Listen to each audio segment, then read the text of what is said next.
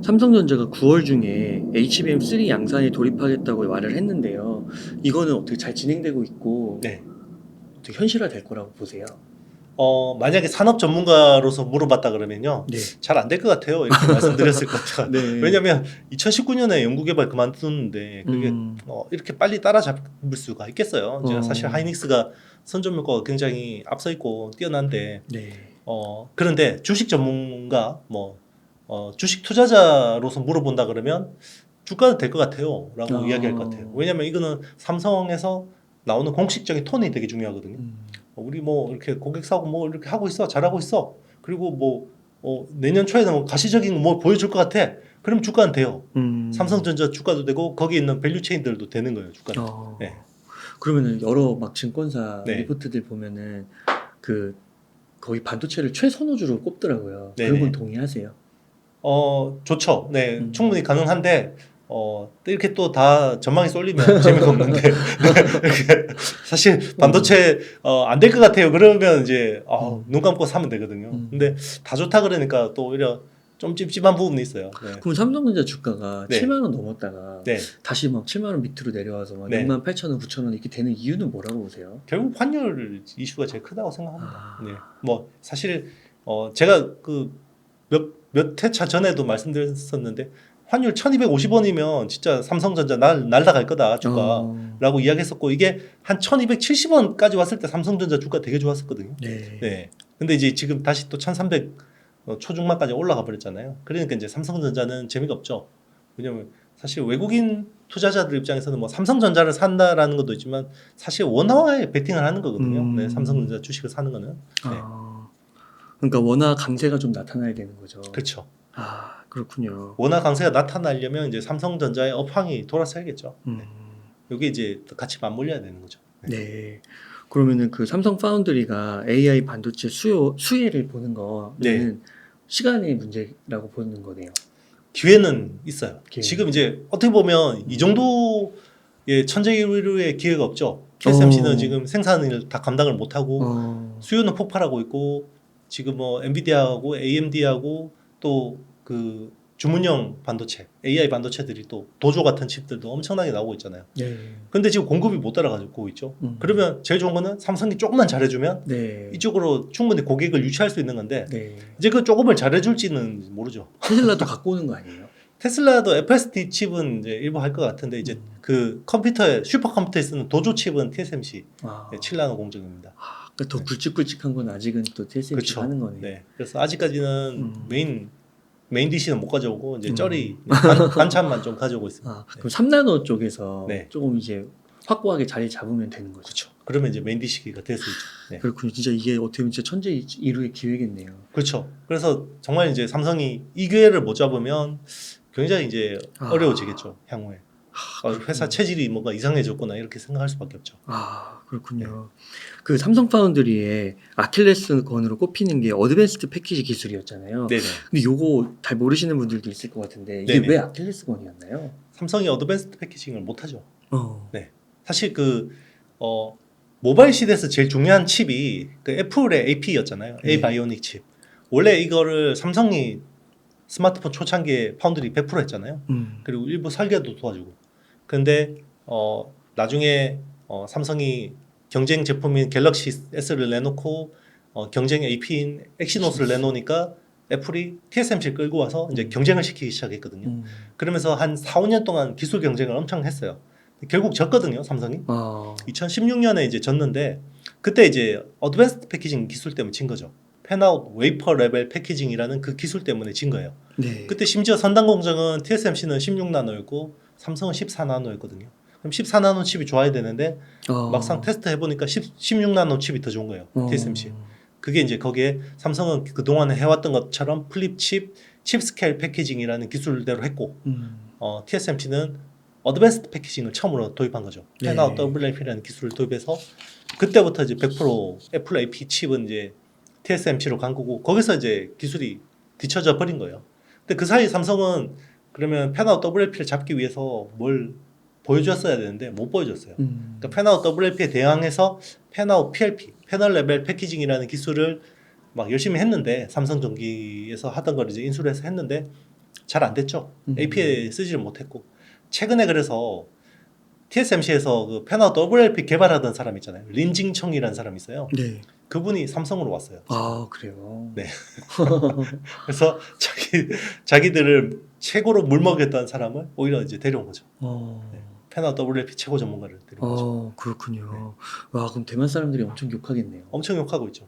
그러니까 사실은 지금 SMIC에서 그 핀팻 저기 이번 7나노 성공의 주역이 량멍숭이라는 사람이 있어요. 량멍숭. 한국어로 어떻게 부르는지 모르겠는데 량멍숭이라고 하는데 그 사람이 원래 TSMC에서 핀팻 개발하던 사람인데 2015년쯤에 삼성에 와서 14나노 핀팻 개발하고 그 다음에 SMIC로 간 거예요.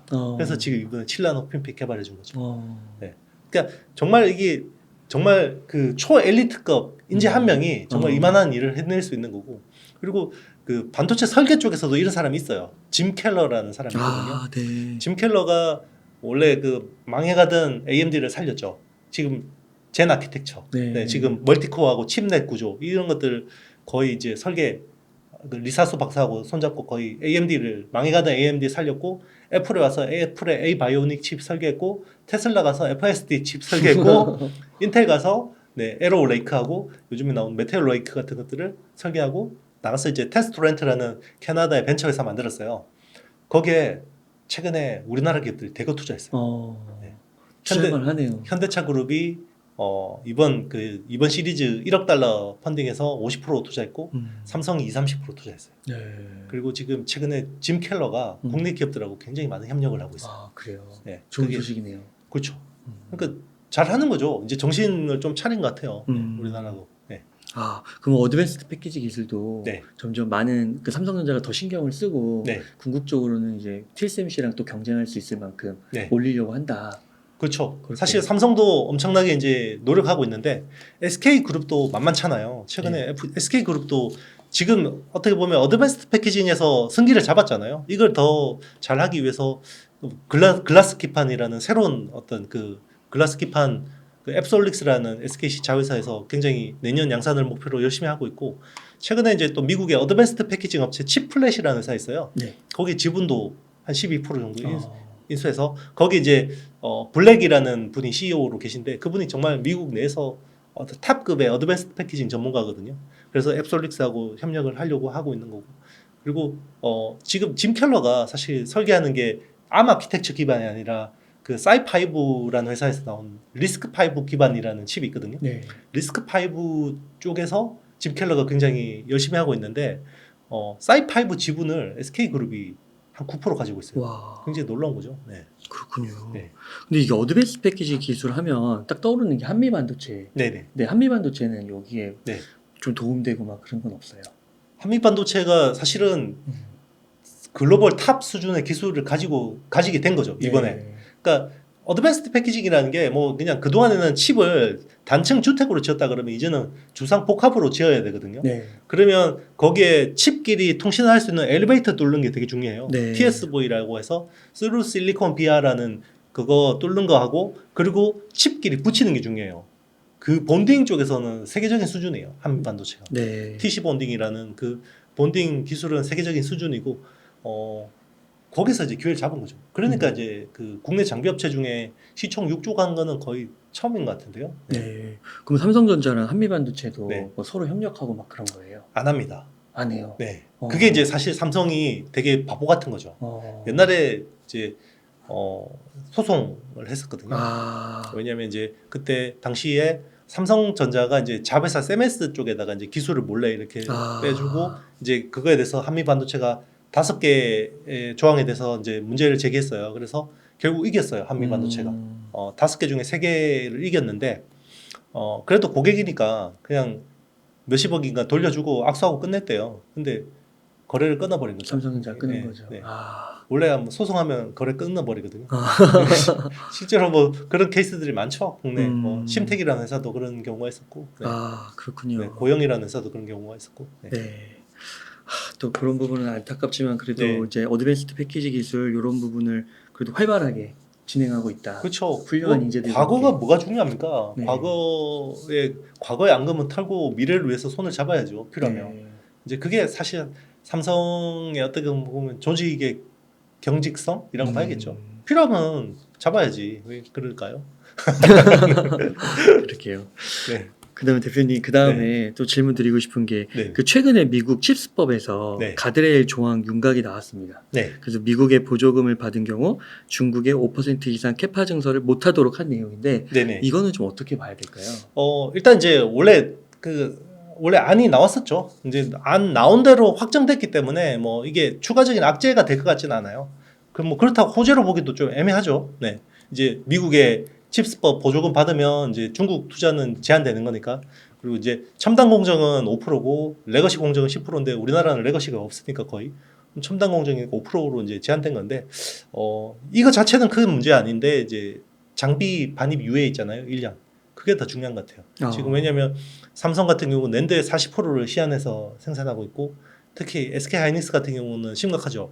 D램의 43%를 우시에서 생산하고 있고 그리고 낸드 플래시 20-30%를 또 다른에서 생산하고 있잖아요.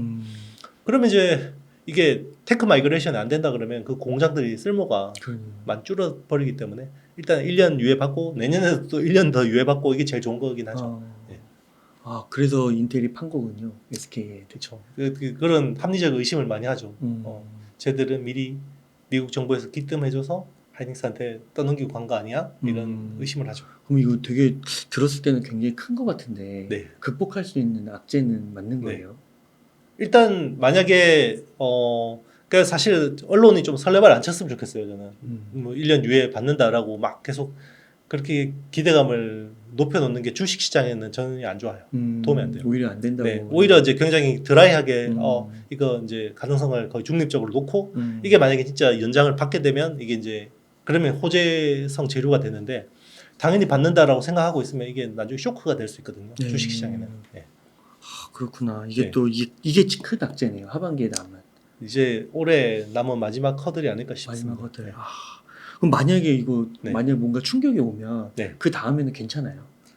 충분히 시장에서 녹여내겠죠. 네. 충분히 녹여내지 못할 정도의 악재는 아니에요. 이제 그러면 삼성 파운드리에 대한 그 어떤 호재가 좀 상쇄될 수도 있겠죠. 만약에 이제 호재하고 악재가 이제 상쇄돼 버리면 그게 제일 안 좋은 거죠. 네. 주식 투자자 입장에서. 네. 그리고 또 최근에 뉴스 하나 또 여쭤보고 싶은 게 화웨이가 3년 만에 프리미엄 스마트폰 모델을 출시했고 아까 말씀해주신 SMIC랑 손잡고 7나노 공정으로 기린이 나왔고 이게 이제 중요한 역할을 하고 있는데 기술 수준은 좀 어떻게 평가하세요? 일단 그 프로세서 성능으로 놓고 보면요, 이제 애플 아이폰하고 비교를 하면 애플 2018년 모델하고 비슷해요. 프로세서 AP 성능은. 네. 그러면 뭐 아이폰 12 정도 수준이겠죠. 아이폰 12 프로 맥스 뭐 프로 정도의 수준일 거고 그 정도면 쓸만하거든요. 좀 쓸만하고 그리고 이제 통신 속도 중요하잖아요. 5G 칩 이제 통신 속도는 최신 아이폰하고 거의 비슷해요. 화웨이가 5G 쪽으로는 워낙 기술이 뛰어나잖아요. 그리고 설계도 잘하니까. 네. 그러면 여기에 중국 공산당이 약간 국뽕만 한 스푼 이렇게 얹어주면 많이 팔릴 것 같아요. 그래요? 네. 다만 생산을 할 수 있을까 그만큼. 네, 그게 의문이죠. 지금 네, 그렇죠. 왜냐하면 이게 7나노를 하려면 EUV 장비를 써야 돼요. 근데 EUV 장비가 없으니까 지금 14나노 장비 가지고 멀티 패터닝을 엄청 하거든요. 그러면 멀티 패터닝을 엄청 한다라는 거는 마스킹 수가 엄청 늘어나는 거고 마스킹 수가 엄청 늘어나면 수율이 뚝뚝뚝뚝 떨어져요. 네. 그렇구나. 네. 그럼 그만큼의 양산할 때 수율이 안 나오는 거겠죠? 수율 안 나오죠. 그래서 이제 수량 AP가 많이 나와야지 팔 거 아니에요. 스마트폰 만들어서. 근데 이제 수율이 안 나오니까 많이 파는 데는 한계가 있을 것 같고 그래서 만약에 그 메이트 60 프로라는 게 이제 요 자체 7나노 칩으로 하는 건데 요게 뭐 기껏 많이 만들어봐야 한 200만 대에서 한 400만 대 정도 아닐까 이렇게 추정해요. 야, 근데 만약 이걸 또 만약에 해내게 되면 대단하겠네요. 해내게 되면 이제 큰일 나겠죠. 미국 입장에서는 이제 EUV가 없이 해낸 거죠. 네. 장비 없이. 네. 그래서 수율까지 잘 넣어버리면 미국의 반도체 전략은 완전히 재검토해야 될 거예요. 그래요. 그러면 중국에 대한 규제가 더 빡세지고 그럼 우리 반도체 입장에서는 좋은 게 없습니다. 그렇군요. 그러면은 지금 수준에서는 화웨이가 부활했다 뭐 이렇게까지는 말할 수 있는 걸까요? 사실 뭐 부활했다고 볼 수도 있죠. 왜냐하면 이유만 들어도 파니까. TSMC 파운드리가 끊기면서 그게 이제 7나노 그 공정으로 기린 AP 생산하다가 이게 이제 TSMC 거래가 끊겼잖아요. 미국의 압박으로. 그 뒤로 프리미엄 스마트폰을 못 만들었어요. 그래서 4G LTE 스마트폰만 만들었는데 거의 많이 팔 때는 애플보다 많이 팔았거든요. 와. 거의 2억 5천만 대까지 팔았어요. 그랬어요. 네, 그게 프리미엄 지금, 폰을요? 네, 그렇죠. 와. 전체 그렇죠. 프리미엄 폰은 뭐 그 정도는 아. 아니었고. 그런데 이제 지금은 이제 몇 천만 대 수준으로 쪼그라들었는데 이제 프리미엄 모델이 다시 나온다 그러면 완전히 그것도 중국 자국 기술로 해결한 거잖아요. 야, 3년 만에. 그렇죠. 와, 대단하네요. 진짜 엄청난 그 노력을 했겠네요. 그렇죠. 자력 경생의 뭐 표본이라고 봐야죠. 야, 그렇군요. 그러면 이게 화웨이의 부활이 네. 우리 메모리 반도체에 좀 미치는 영향은 뭘까요? 메모리 반도체한테는 나쁘진 않은 것 같아요. 예. 일단 뭐 화웨이에다가 직접적으로 팔지는 못하더라도 이제 메모리라는 게 커머디티이기 때문에 아무래도 이제 중국의 뭐 유통상이나 이런 걸 통해서 이제 뭐 어떻게 쓰겠죠, 자기들이. 그러면 가뜩이나 지금 모바일 디램 쪽은 모바일 낸드 플래시 쪽, 그러니까 eMMC 같은 것들 이런 쪽에는 굉장히 수요가 안 좋잖아요. 그런데 애플은 사실 메모리 되게 짠돌이에요. 네. 왜냐하면 최적화를 잘해서 메모리를 되게 적게 써요. 근데 중국 업체들은 최적화가 좀 떨어져서 좀 과하게 씁니다. 그래서 예를 들면 모바일 디램 같은 게 애플이 이제 뭐 4기가, 6기가 뭐 이런 거 쓴다 그러면 중국 스마트폰 로컬 업체들은 16기가, 뭐 12기가 이런 거 쓰거든요. 그러면 몇 배 쓰는 거죠, 애플보다. 네. 그러니까 같은 프리미엄 스마트폰 팔려도 중국에서 팔리면 메모리 수요는 거의 2-3배씩 늘어날 수 있는 거죠. 네.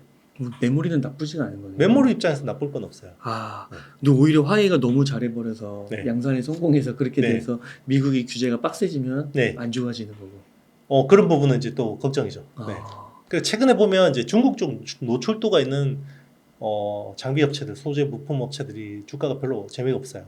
네. 실적이 나옴에도 불구하고 네. 그런 것들이 이제 어떤 우려죠, 불확실성으로 보는 거죠.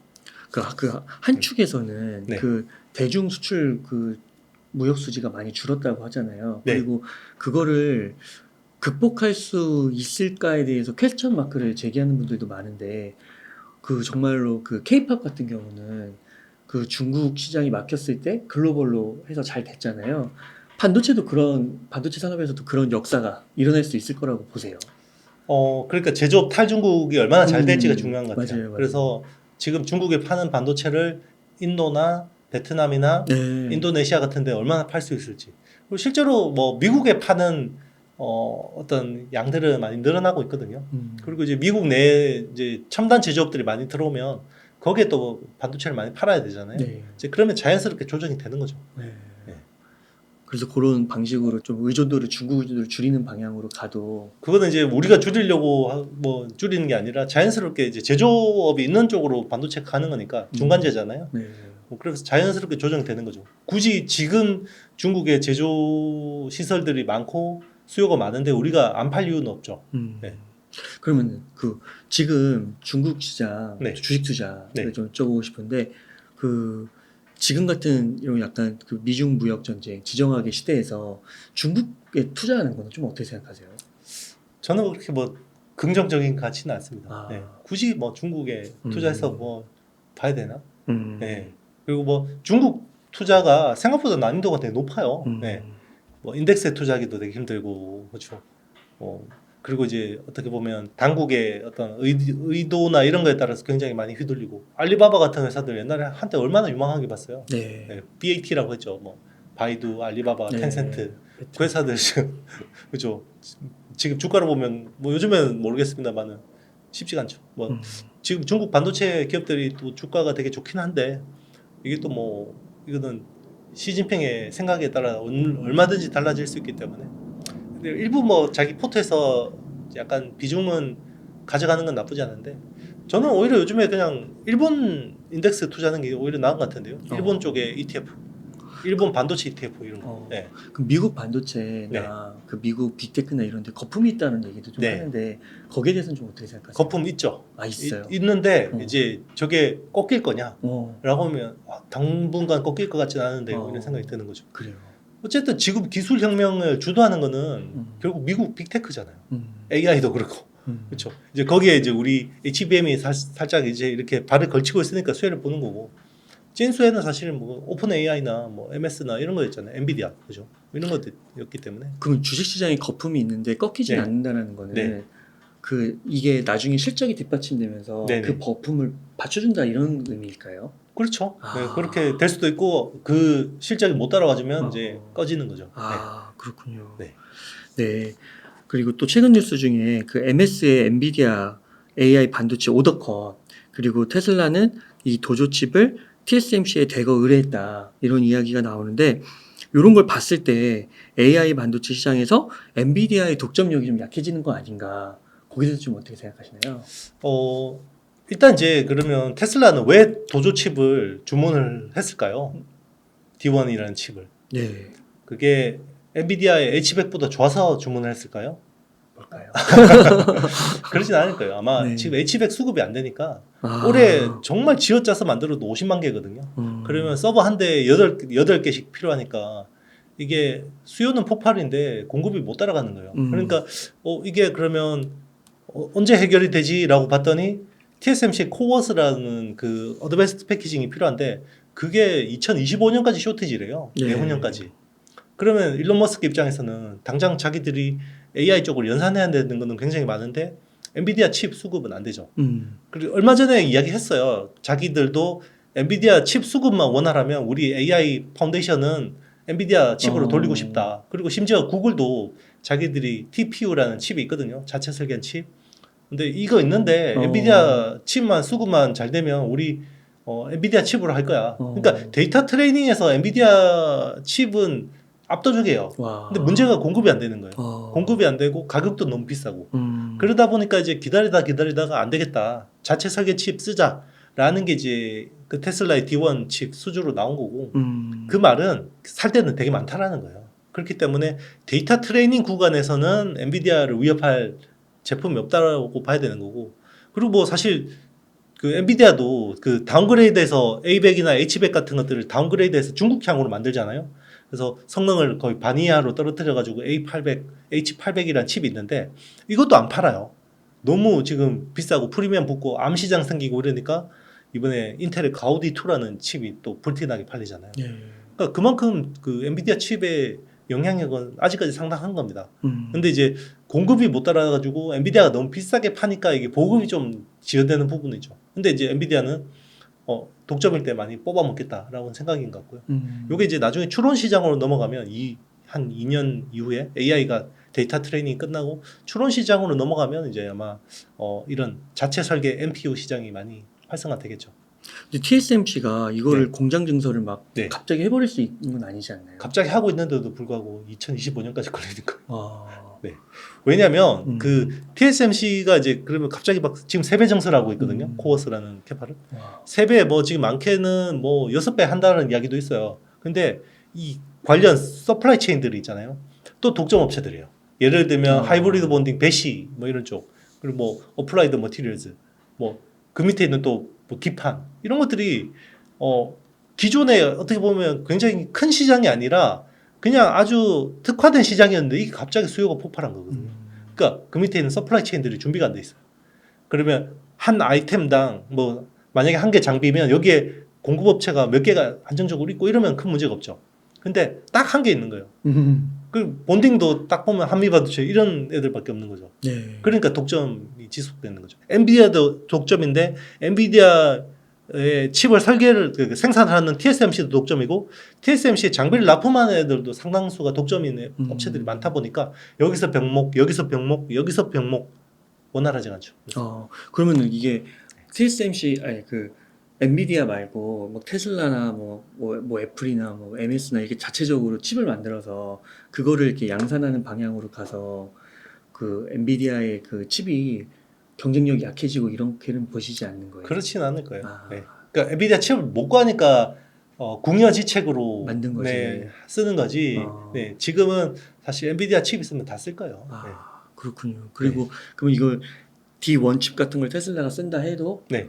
이거를 나중에 더 막 발전시키는 그런 방향보다는 네. 이 엔비디아의 AI 반도체가 그 수율이 공급이 이제 원활하게 되면은 그때 이제 이걸 가져다 쓰는 방향으로 될 가능성이 공급이 원활하면 굳이 그렇게 할 필요는 없을 거고 뭐 그렇다고 해서 D1 칩이 뭐 쓸모가 없다라는 건 아니고요. 지금 구간에서 데이터 학습을 하는 구간에서는 D1 칩보다는 이제 H백이 더 낫다라는 거죠.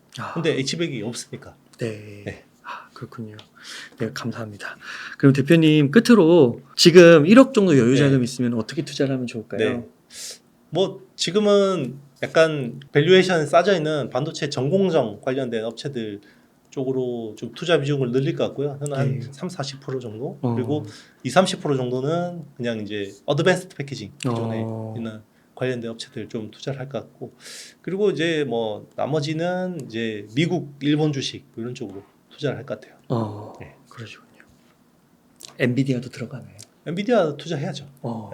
그러니까 사실 지금 저는 이제 미국 주식 중에 좋게 보는 회사는 시놉시스나 케이던스 같은 EDA 툴 업체들 뭐 계속 제가 좋다고 했었죠. 그리고 뭐 램버스 같은 IP 업체들 우리 회사들 좋게 보고 있고 이제 오삿 업체 중에는 엠코 테크놀로지 뭐 그런 회사들 좋게 보고 있습니다. 네. 감사합니다. 그러면 끝으로 시청자님들께 하고 싶으신 말씀이나 강조하고 싶으신 말씀 있다면 부탁드리겠습니다. 네, 뭐 항상 이제 시장이 이렇게 조정받을 때마다 출연하는 것 같아요. 그래서 너무 뭐 지금 걱정하지 마시고요. 어쨌든 만약에 뭐 반도체 투자, 테크 투자를 하시는 분들이라면 오히려 지금은 약간 좀 더 야수의 심장을 가져야 되는 때가 아닌가 생각합니다. 그래서 방향성 보고 본인이 이제 좋게 분석한 기업들 중심으로 지금은 잘 모아가시면 올 하반기하고 내년 상반기까지 굉장히 또 좋은 또 시절을 맞이하지 않을까 생각합니다. 그리고 이제 그때 충분히 이제 거둘 수 있을 때 일부 수익 실현 좀 하시고요. 그때는 꼭 이제 또 탐욕에 너무 빠지면 또 매도를 못 하더라고요. 그러니까 꼭 그런 거 지금 생각하는 것들 많이 나중에 좀 다시 보려면 적어 놓는 게 제일 좋은 것 같아요. 기록해 놓는 게 제일 좋은 것 같아요. 그래서 지금 이렇게 괴로웠던 마음들 주식을 투자하면서 내가 벌벌 떨면서 몇 주 주문하고 이런 것들에 대해서 좀 써놓고 그게 나중에 시장이 막 좋을 때 막 탐욕에 충만해 있을 때 한번 읽어보는 것도 좋은 거 아닌가 생각합니다. 네. 감사합니다. 이렇게 해서 HSL 파트너스의 이영수 대표님을 모시고 이야기를 나눠봤습니다. 긴 시간 동안 유카 인사이트 많이 나눠주셔서 감사의 말씀드립니다. 오늘 고생 많으셨습니다. 네, 감사합니다.